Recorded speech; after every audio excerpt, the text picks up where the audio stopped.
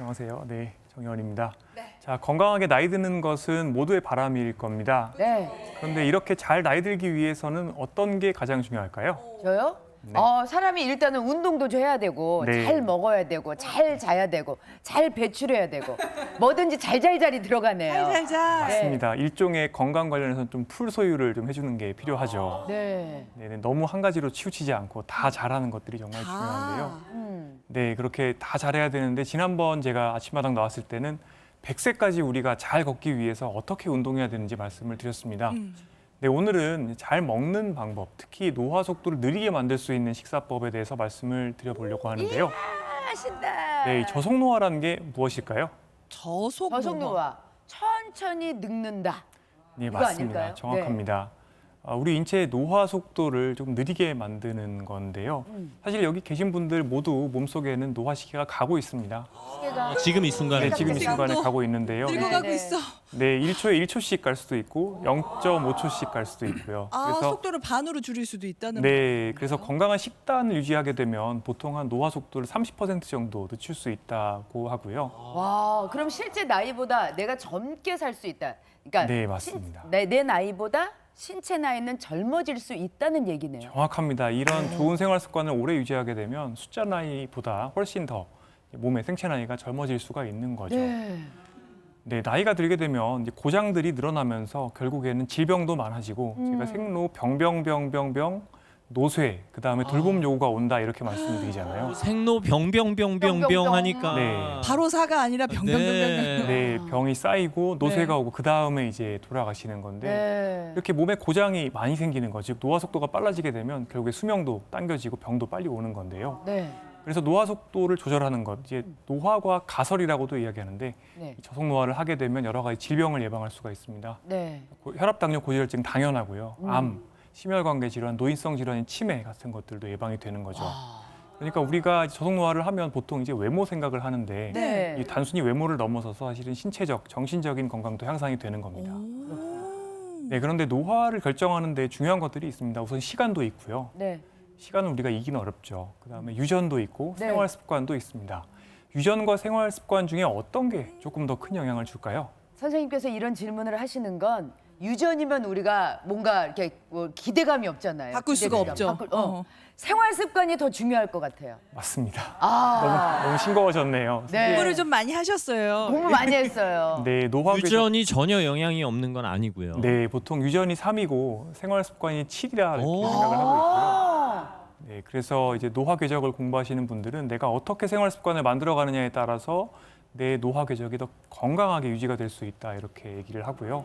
그래서 질병도 뒤로 미루고 내가 노인의 몸을 가지게 되는 시점, 즉 노쇠가 오는 시점도 뒤로 미룰 수가 있는 거예요. 오. 자, 교수님은 그 사실을 누구보다 잘 아시는 그러니까 분이니까. 그러면은 선생님은 어떻게 좀 노화를 뒤로 미룰 수 있는 뭐 실천법 있으신 거? 네. 실제 준수하고 계신 생활 습관이 그러니까요. 있으시겠죠. 네, 네. 지금은 정말 열심히 하고 있습니다. 잠도 네. 잘 자고요. 정말 운동도 잘 하고 음식도 네. 잘 먹으려고 노력을 하고 있는데 예. 사실 저도 지금처럼만 하진 않았습니다. 제가 옛날에는 잘 몰랐고요. 심지어 이제 분자생물학 공부, 노화 공부를 할 때도 박사과정 하면서 스스로 가속노화 생활 습관을 살았던 적이 있습니다. 스스로. 어머, 선생님, 그러니까 지금 저속노화 선생님이셨는데 옛날에는 가속노화 상태로 계셨다고요? 네, 가속노화 다 해봤습니다. 저도. 다 해봤어요. 어머나. 어떤 거 해보셨어요? 네, 어떤 정말 전공의 시절 네. 병원 레지던트 할 때죠. 그리고 박사과정 때는 정말 밤에 셀 때도 있고 밤을 셀 때도 많이 잠을 있고요. 못 잤다. 아예 네, 당직 쏟아 보면 정말 밤 새는 거죠. 그렇죠, 그리고 그렇죠. 또 실험하느라고 12시, 1시까지 또 이렇게 실험실에서 있을 때도 있습니다. 그러다 보면 과로, 예, 또 편의점에 가서 네? 또 맥주, 음주, 라면 이런 야식. 것들 사다가 네, 먹고 쓰러져 자는 거죠. 아, 네, 그러면 다음 날 또 그냥 비몽사몽으로 출근하고 반복을 하는 겁니다. 이런 식으로 계속했더니 박사 말년차에는 제가 갑자기 고혈압도 생겼고요. 어머나. 그래요. 네, 35살이었는데 혈압이 헌혈을 하러 갔더니 혈압이 160이라는 거예요. 어이구, 그래서 세상에나. 헌혈하시면 안 됩니다. 이렇게 얘기 듣고. 35살에. 네, 그때 체중도 많이 늘었었고요. 체성분도 지금은 체지방률이 한 10% 초반인데 그때는 20% 넘어갔었습니다. 진짜요? 네. 상상이 안 전혀 간다. 상상이 안 예. 그러네요. 네, 그 당시에는 제가 어떤 음식들을 많이 먹었냐면 정말 뭐 점심으로는 짜장면도 많이 먹고 당연히 흰쌀밥 위주로 먹고 또 라면도 정말 매일같이 먹었고요.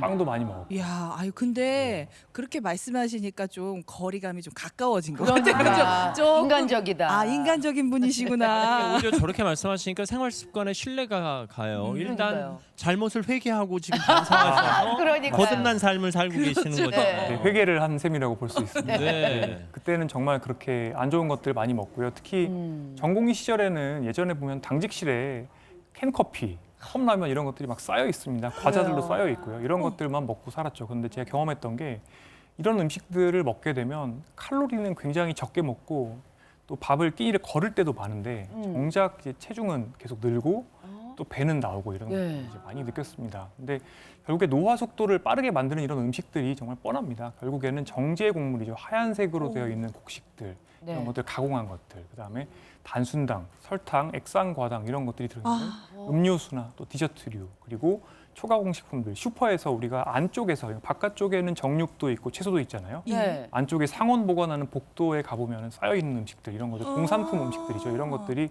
결국에는 단순당 정제국물 덩어리라고 보시면 아, 근데 덩어리다. 솔직히 네. 근데 저런 것들이 다 맛있잖아요.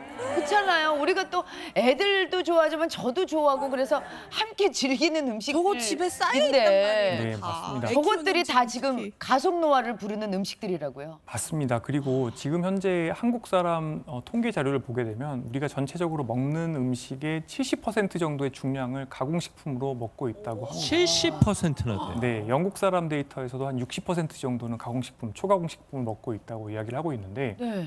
이 음식들이 이제 공산품으로 나오면서 굉장히 맛있게 디자인이 되죠. 네. 쉽지 않아도 잘 삼킬 수가 있고 그렇죠. 또 너무 맛있으니까 너무 많이 먹게 됩니다. 어. 그리고 사실은 이게 입속에서 그냥 곤죽이 되어서 넘어가기 때문에 혈당이 쭉 올라가요. 섬유질이 거의 안 들어있고 채소도 없다 보니까 네.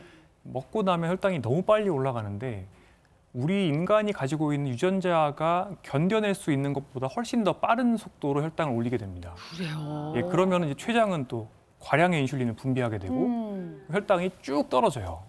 항상 이렇게 떨어지는 거는 원래 내가 공복대의 혈당보다 더 떨어집니다. 네. 그러면 그때 이제 스트레스 호르몬도 나오고 식욕 촉진 호르몬도 나오게 되고 또 먹게 되고. 또 배고프니까 예, 또 먹죠. 오후 3시 또는 밤 9시 간식, 야식을 또 먹게 되는 겁니다. 음식을 부르는 음식이. 네, 그래서 실제 이제 연구 결과를 보면 똑같은 탄, 단, 지로 구성된 음식을 먹어도 가공식품을 먹게 되면 칼로리를 더 섭취한다는 그런 연구가 있습니다. 아. 그러니까 일단 공장에서 나온 음식은 웬만하면 안 먹는 게 좋다. 네, 줄이는 것이 맞죠. 너무 맛있지만 너무 맛있게 또 디자인이 되어 있는 거고요. 그렇죠. 그런데 이렇게 췌장에 무리를 주는 식사를 하다 보면 결국 인슐린 저항성이 오고요. 인슐린 저항성이 오면은 내 몸에 들어온 에너지가 근육으로 못 가고 지방으로, 특히 뱃살, 지방간, 근내지방 이런 데로 많이 갑니다.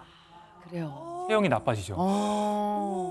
게다가 초가공식품을 많이 먹게 되면 인지 기능 감퇴되는 속도도 빨라집니다. 인지 기능이요? 네, 머리가 나빠집니다. 왜요?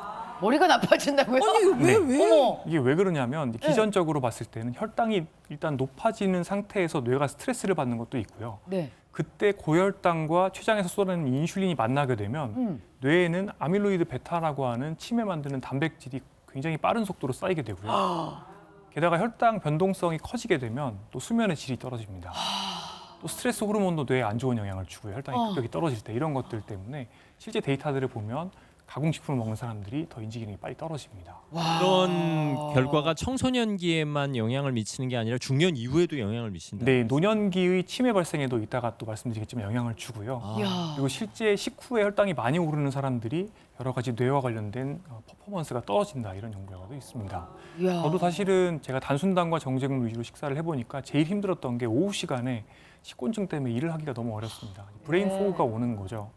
그러다가 식사를 바꾸고 나니까 정말 수면의 질도 좋아지고 네. 코골이도 좋아지고 또 오후에 제가 만성적으로 다리가 부는 현상이 있었는데 이런 것들도 좋아졌습니다.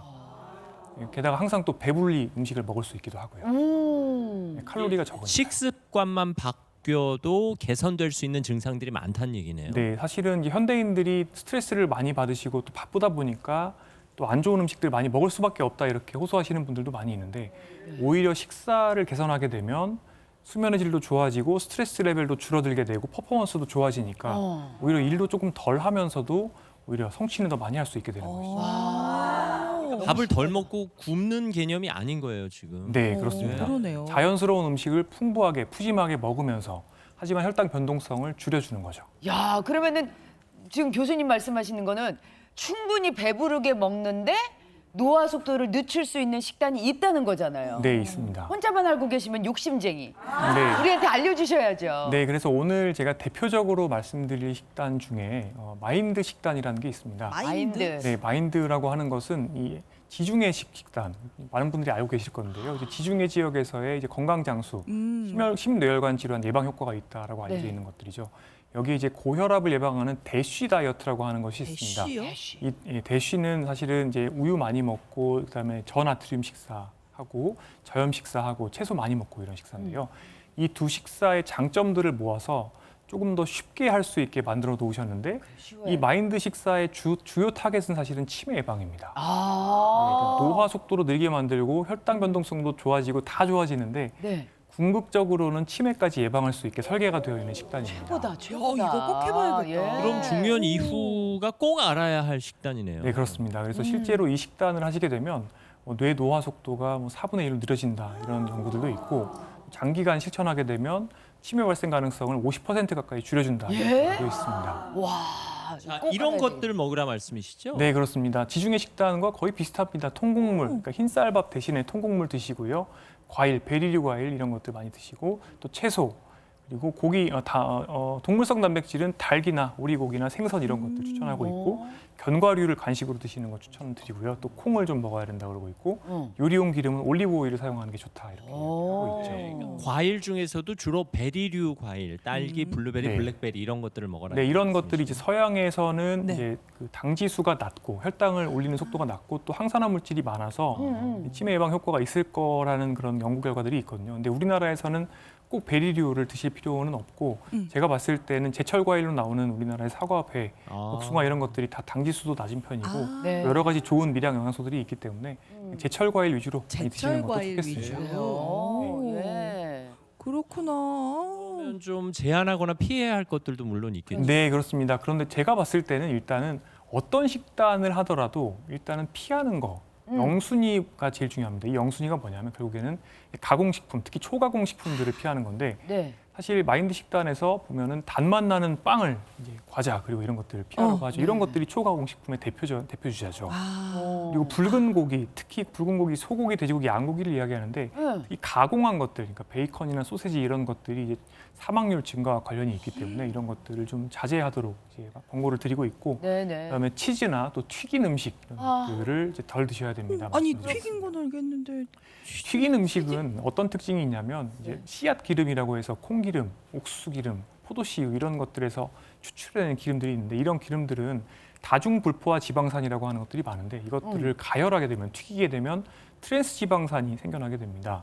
이 트랜스 지방산이 또 이제 염증을 만들 수가 있죠. 그래서 피하도록 하는 것이고요. 근데 집에서 보통 포도씨유 많이 쓴단 말이에요. 네. 그렇죠. 포도씨유는 특히 이제 오메가 6도 많이 있고 염증을 만드는 특성도 있는 데다가 고온으로 가열하게 되면 또 트랜스 지방도 생기기 때문에 많은 양을 쓰는 것은 좋지 않겠고 그래서 이제 마인드 식사에서도 가열하는 요리를 한다고 하면 이제 엑스트라 버진 올리브 오일 같은 경우는 사실은 올리브유. 발연점이 낮아서 이제 증기가 많이 나고 불이 잘 납니다. 그렇기 네. 때문에 좀 값싼 올리브 오일, 그러니까 가열용으로 나온 올리브 오일이 따로 있는데 네. 이런 기름을 통해서 가열 요리를 하도록 권고를 하고 있습니다. 그렇군요. 네, 버터와 마가린도 줄이도록 하고 있는데 치즈와 버터, 마가린을 덜 드시는 것은 사실은 치즈, 버터는 또 동물성 포화 지방이기 때문에 너무 많이 드시면은 심혈관계 질환 발생이 증가되는 것이 알려져 있습니다. 그리고 마가린은 사실은 트랜스 지방 덩어리이기 때문에 또 염증을 만드는 것이 알려져 있죠.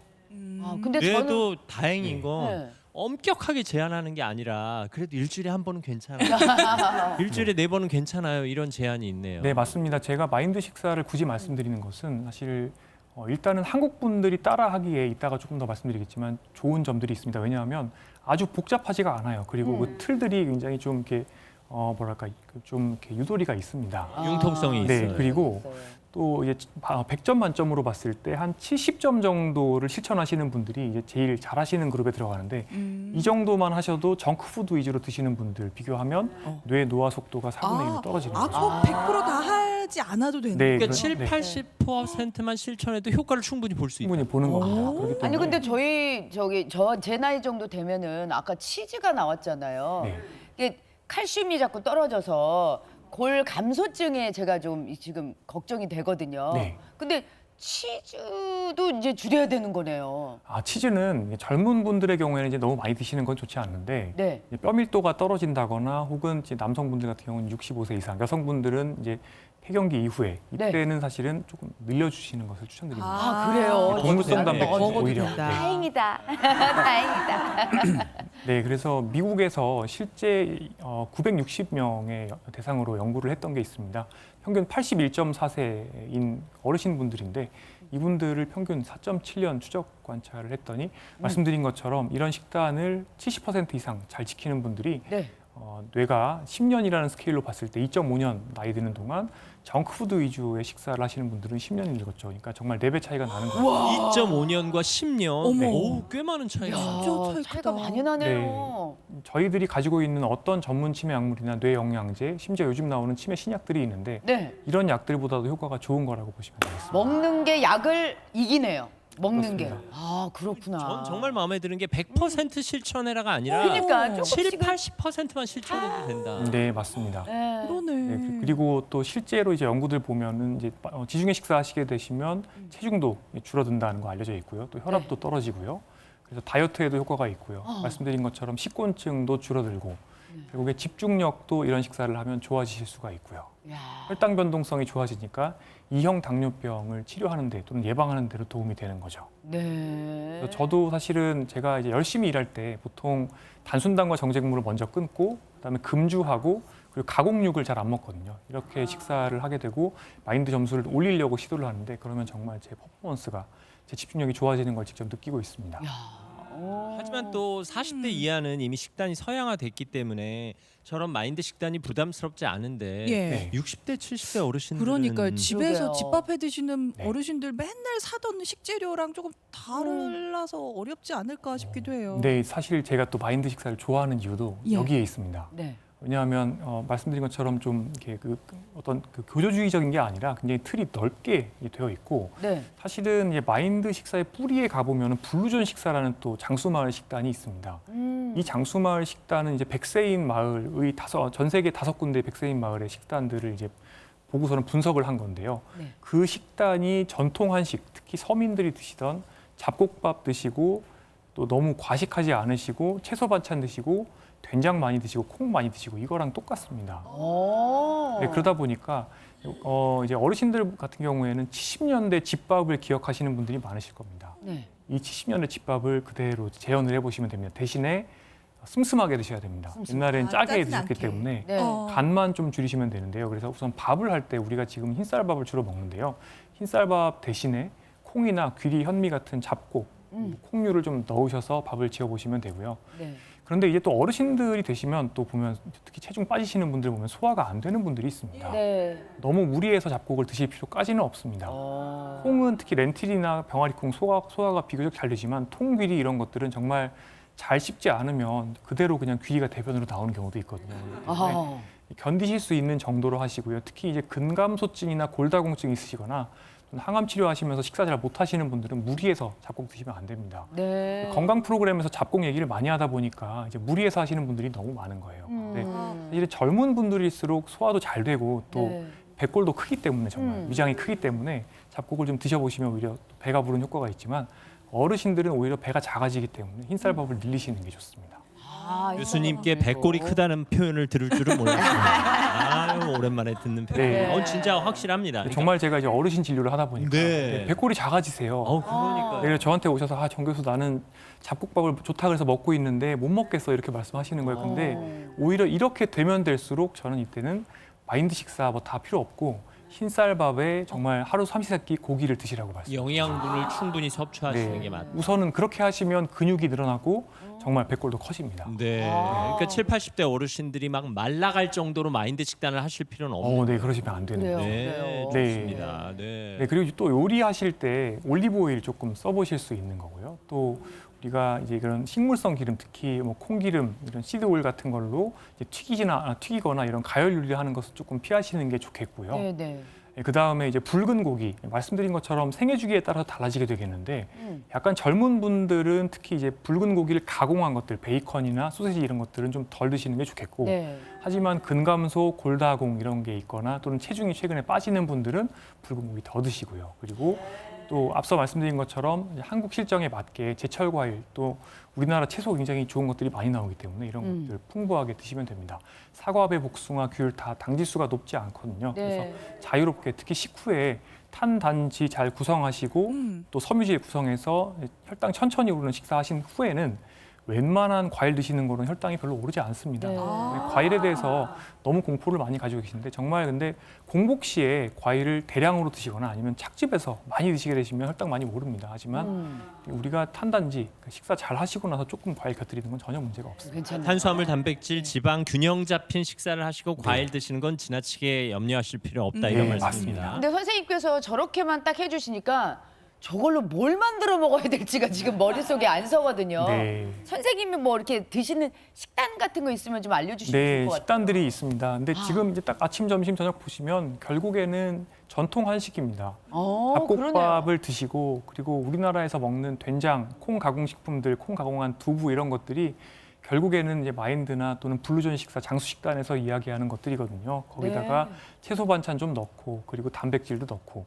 그러니까 여기 지금 없는 게 결국에는 튀김이 별로 없고요. 그다음에 튀김이 없네요. 가공식품이 없죠. 그러네요. 아. 결국에는 뺄 거, 영순위로 뺄 거가 제일 중요한 겁니다. 그래서 가공식품 빼고 튀김 튀김 조금 줄이고 그러고 나서 자유롭게 한식을 드시면 되는 거죠. 뭐 어려운 사실 요리가 저 없어. 어렸을 때는 다 저렇게 먹고 그렇죠. 살았어요. 저렇게 먹었죠. 저도 저렇게 컸어요. 70년대. 예. 근데 이제 애들이 이제 요즘 이제 현대화 돼가지고 뭐 이렇게 배달 음식 시켜 먹던가 막 이렇게 되니까 저 식단이 완전히 무너져 버린 거지. 네. 아유 그렇구나. 그러면은 이렇게 말씀 주셨는데 선생님의 식단을 좀 한번 예, 그러게요. 한번 볼까요? 알려주시면 좋을 것 같아요. 네, 저는 주로 이제 병원에서 살기 때문에 어머, 병원 식단 병원에서 밥을 살기 때문에. 많이 먹습니다. 병원 아침은 저희가 양식 코너에서 찐계란 2개를 가져갈 수가 있고 네. 그리고 양배추 샐러드가 있고 그다음에 올리브가 저렇게 조금 나옵니다. 아 드레싱 대신 올리브유 네, 한 거. 드레싱은 간장 드레싱을 저는 아, 먹고요. 네, 살짝 네, 아, 저렇게 저 지금 검은 열매가 올리브. 네, 저게 올리브입니다. 올리브. 그래서 저는 아침에는 단순당과 정제 국물을 최대한 피하려고 해서 네. 두유도 가당되지 않은 두유를 먹고 거기에 이제 에스프레소 한 샷 내려서 섞어서 지금 저렇게 커피와 두유를 섞어 네, 드시는. 두유 라떼입니다. 아 두유 두유 라떼. 라떼 맛있죠. 그렇게 하게 되면은 두유에 단백질이 9g 들어 있고 네. 계란 2개면 12g입니다. 그래서 아침에 20g 정도의 단백질을 섭취할 수가 있어요. 네. 우유보다 상대적으로 효과가 있다는 이 말씀. 우유에는 유당이 들어 있는데 제가 또 유당을 잘 소화를 못해서 두유를 선호하고 유당불내증 있는 분들. 네. 네. 그리고 점심 저녁은 보통 저렇게 상식을 먹는데 때로는 저희 집에서 통곡물 밥을 가져가서 이제 먹을 때가 있고 지금 가져가신 거예요? 네, 싸가지고. 저 밥을 밥은 싸갔고요. 근데 따로. 요즘에는 현미밥 코너가 따로 있어서 현미밥을 떠 먹을 때도 있습니다. 아 그 네. 병원 좋은 식당이네. 네. 어. 그- 아니, 근데- 근데 저기 고기 환자. 우리가 동그랑땡이라고 하죠 우리가. 네, 흔히. 동그랑땡입니다. 네. 선생님도 저런 거 드세요? 아니 그럼요. 저거 근데 회사 식당에서는 딱 2알 줘요 2알. 아, 선생님 꽤 많이 가져오시죠. 우리 회사 네. 두 알인데. 좀 많이 주셨습니다. 정 교수님이랑 많이 주신 아닙니다. 거예요. 그냥 조금 더 주세요 하면 더 주시는 아, 거예요. 그래요? 맞아요. 그리고 주세요 하긴 어떨 하면. 때는 그냥 저희가 퍼갈 수 있게 돼 있는 경우도 그렇죠, 있습니다. 그렇죠, 그렇죠. 네. 아 저거는 그럼 막 더 드시는 거예요? 저거? 저는 적당히 먹습니다. 아니 그러니까 적어도 이렇게 기름에 지진 거잖아요. 네. 저런 거 드세요? 기름에 지지긴 했지만 사실은 계란물 입힌 거고 그리고 일단 어느 정도는 동물성 단백질도 먹어줘야 되고 저 같은 경우는 웨이트도 많이 하고 사실은 그러니까 근력 운동도 많이 하고요. 또 달리기도 하기 때문에 동물성 단백질을 뭐 정말 거의 안 먹거나 그러지는 않습니다. 네. 어, 그렇구나. 어우. 근데요. 정 교수님도 이렇게 보여주셨지만은 제 네. 옆에 앉아 계신 김재원 아나운서도 거의 만만치 않게 이런 걸 실천하시는 분이거든요. 그냥 평소에 먹는 거 사진 찍어서 보내드려요. 어머 어머 어머. 네. 아니 숭늉을 갖고 다니세요? 일단 뭐예요, 저게? 왼쪽은 저는 방송 전에는 뭘 안 먹고요. 방송 끝나고 이제 회의 시간에 먹는 겁니다. 견과류 먹고 삶은 계란 하나를 먹고 저건 냉동 블루베리 집에서 가져온 아. 거고요. 왼쪽 위에 있는 건 귀리를 간 귀리죽입니다. 아, 귀리죽. 쉽게 말하면. 네. 그래서 아침에 이렇게 먹고 홀짝홀짝 이렇게 네. 드시면서 까시면서 이렇게 회의를 하세요 매일. 너무 좋으신 것 같아요. 그런데 예. 이제 연배가 이제 60 정도로 이제 넘어가시는 나이 얘기하지 마세요. 이제 환갑 전후에 계신 분들은 네, 네, 조금 더 이제 아침을 푸짐하게 드시는 거죠. 더 좀 푸짐하게. 왜냐하면 이제 근육을 지켜야 되기 때문에 네. 나이가 들면 들수록 조금씩 근육 만드는 근육 지키는 효율이 떨어지기 때문에 걱정하지 네, 마세요. 아침에도 점심에 단백질. 많이 드세요. 그리고 이제 점심은 그냥 약속이 있거나 구내식당에서 먹거나 충분히 먹고요. 그 대신 밥은 통곡물을 갖고 싸와서 먹고 아, 저녁은 이렇게 먹습니다. 와, 그러니까 거하네요. 저거 다 먹고요. 저거 뭐 다 드세요 전부 다? 반찬 보시면 일단 지중해식 샐러드가 있고 네. 멸치와 견과류 볶음이 있고 저 당근과 브로콜리는 냉동 그냥 전자레인지에 데운 거고요. 그다음에 오이와 방울토마토와 양파로 샐러드 만들었고 저기 소불고기가 있고 소불고기. 그다음에 당근 라페 요즘 요즘 유행하고요. 네. 에다가 소량의 김치에서 통곡물밥 이렇게. 중간에 누룽지예요? 저게 저 뭐예요? 뭐예요? 아, 이렇게. 저거는 계란하고 두부하고 양배추 갈아서 부친 계란 전입니다. 전날 아니, 나는- 드세요. 전 좋아하는데 네. 사실 굉장합니다. 저 정도는 괜찮을 것 같아서. 최상입니다. 네. 세상에. 제가 몇 예, 점만 마인드 몇 점 점수표를 제가 머릿속에서 계산을 해보면 네.